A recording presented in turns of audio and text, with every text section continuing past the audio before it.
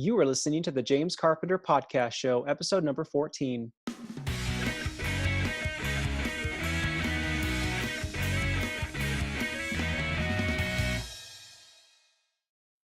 Welcome back to another week, another episode. And here's what I've got in store for you is over the course of the next several weeks, I'm going to build upon this series of podcasts.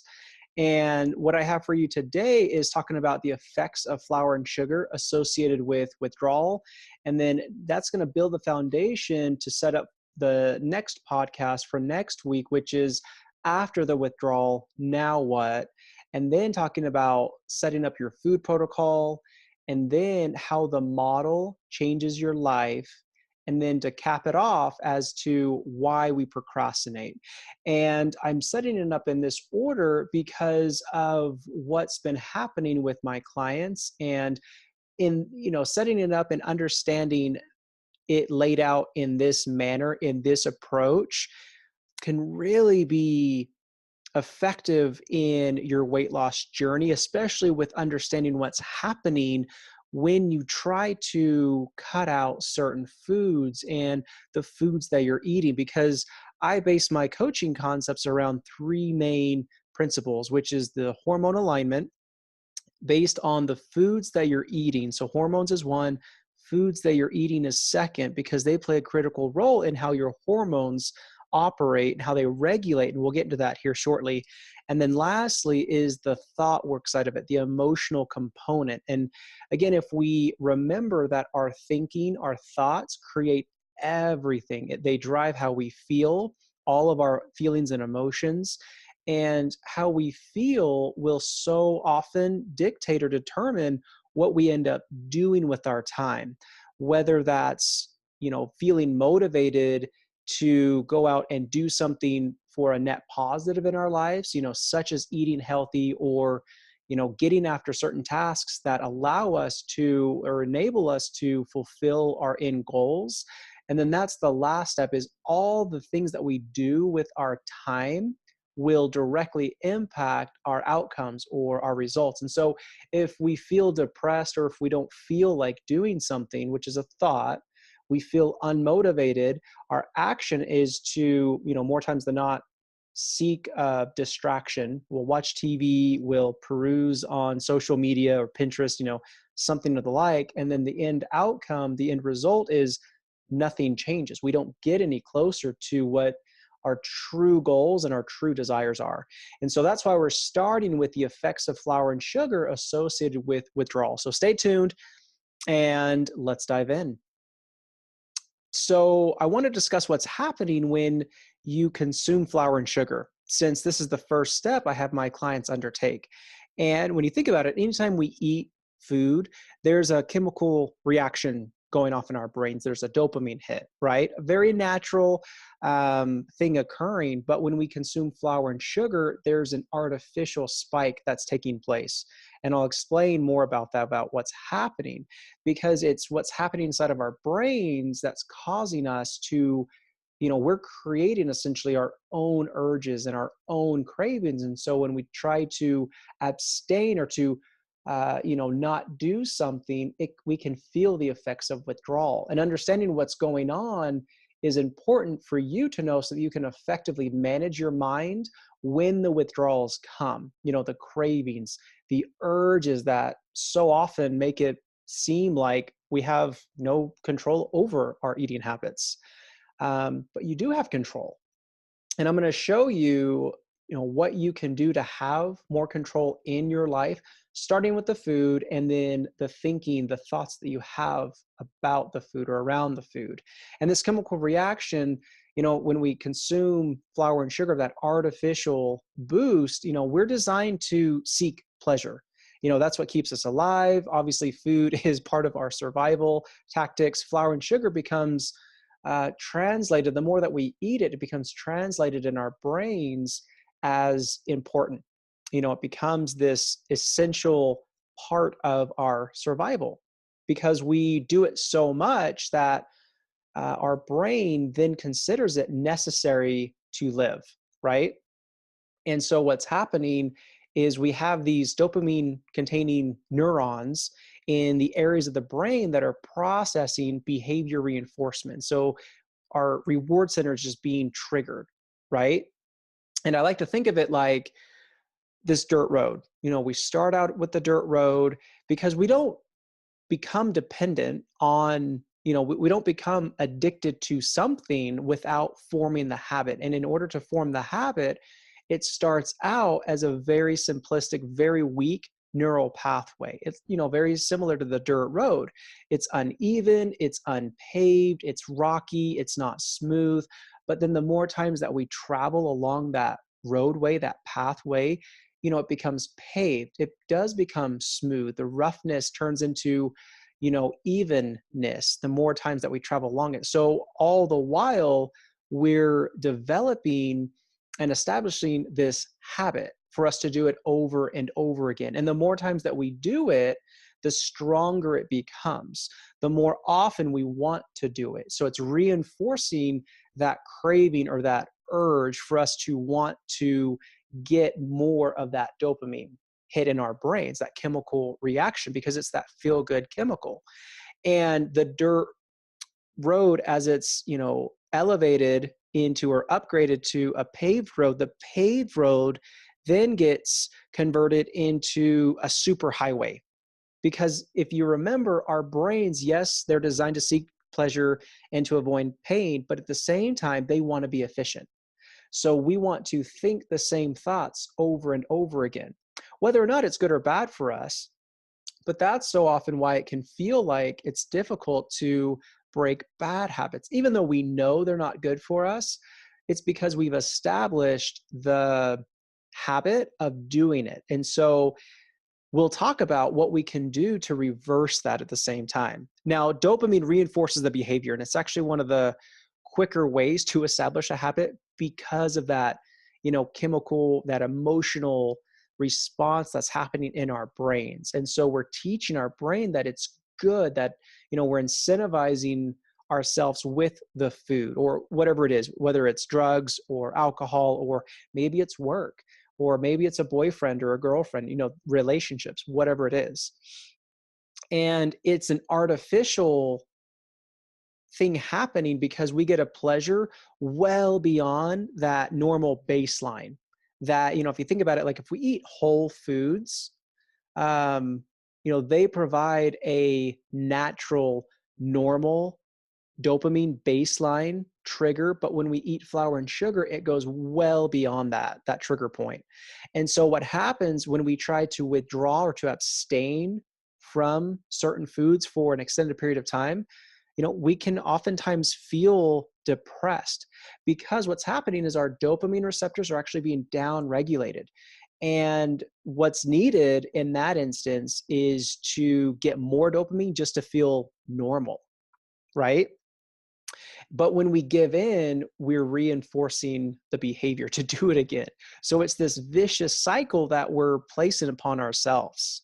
And it's one of those things, I go back to the vegetables. It's one of those things where have you ever been told that you're just not getting enough vegetables? Or have you ever had the withdrawals of, man, I'm really craving a banana right now, right? And it's because it supplies us that normal, that natural boost. But these foods, and if you look at all the foods in our food supply, they contain added sugars and processed components or ingredients in the foods, right? And so it creates that unnatural boost. And so we get into this dependency on these foods. And again, it can be characterized by our eating habits in terms of feeling like we don't have any control of our eating habits, or like this compulsive manner. And it's that thought of, I can't control my eating, or I want this, right? Have you ever caught yourself saying that? And another interesting point to be aware of is it's also messing with our hunger signals, the flour and the sugar, right? And so it'll oftentimes get to the point where withdrawal can get confused with being hungry or feeling hungry. And here's why, is because flour and sugar, it, creates that communication jam from the stomach, the signals that we naturally receive from the stomach, from the body up to the brain, to indicate to us whether or not we are hungry or that we're full, we should stop eating. Um, so that's what's happening. Now, I'll oftentimes hear my clients say, I eat because it's time to eat, even though I'm not physically hungry. And it's our thinking that we're hungry when we're really not. And that's why my clients use my hunger meter on my scorecard I created. And this is a free download of my website to help them know, to help them distinguish when they're physically hungry versus experiencing a feeling that's creating this emotional response, whether that's due to boredom or feeling lonely, whatever it is. And because we don't want to feel the effects of anything negative, such as withdrawal, we eat, we distract ourselves, and we seek a way to satisfy that dopamine craving, but all the while reinforcing for it to happen again, which oftentimes will lead us to overeat, right? And so again, it's this vicious cycle that we're caught in. And my process includes helping coach you through the emotion and the thought work side of it, because it's your thinking that's causing you to feel a certain way, coupled with the foods and the hormone alignment, whether it's feeling anxious, sad, nervous, and that then impacts everything that you do. And so I offer to my client these tools that allow you to sit with the emotion before trying to change. So it's to amplify your consciousness. It's to increase your awareness with what's going on. And here's why is, here's where we start to get into that reversal of, okay, well, if this is what's happening and if this is what's happening with me, with my food consumption, how do we reverse it?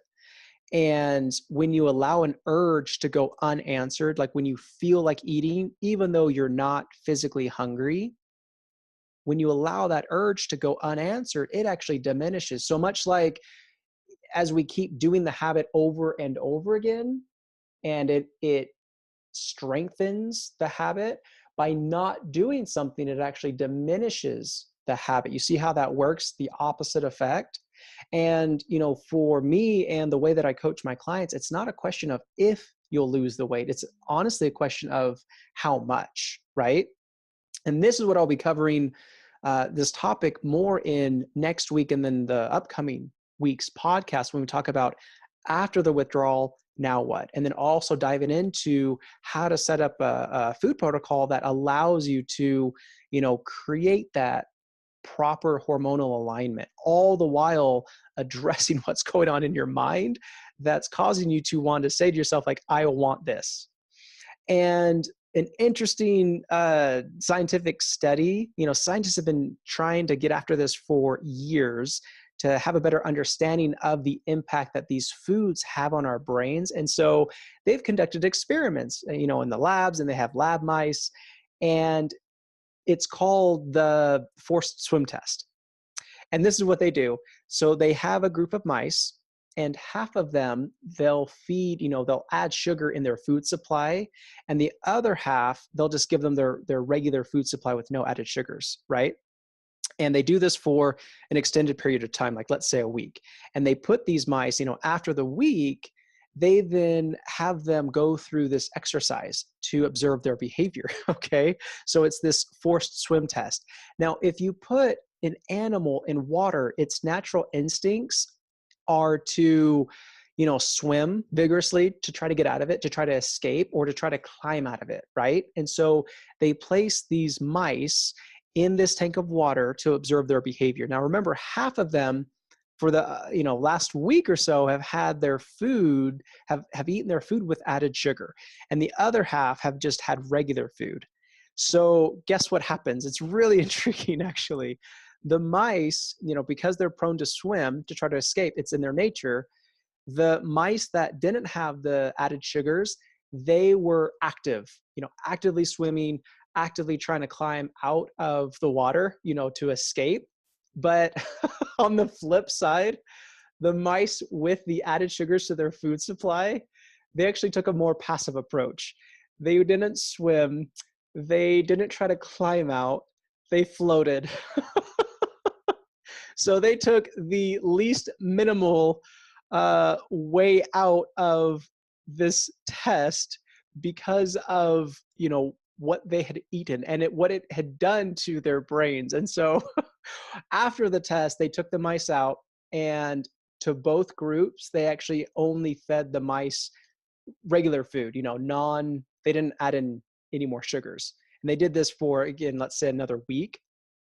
And then they added, again, it was all to observe their behavior. And after the week, they gave back the original mice, that group of mice that had sugar, they added back in the added sugars to their food supply to see if there would be a change in behavior or if they were able to break the habit. Come to find out, they actually consumed more of it at a quicker pace. And again, what they hypothesize is, it's this deprivation effect that's going on, is they were deprived of this life preserving activity that they had created in themselves. And so it's one of those things where you're like, wow, does that sound familiar? Does that ring a bell? And so when you tried to stop taking something or eating something for an extended period of time, i.e. your willpower, did you experience similar effects? Have you put yourself, or have you ever felt deprived of the foods that you're eating because you abstained, you withdrew from it?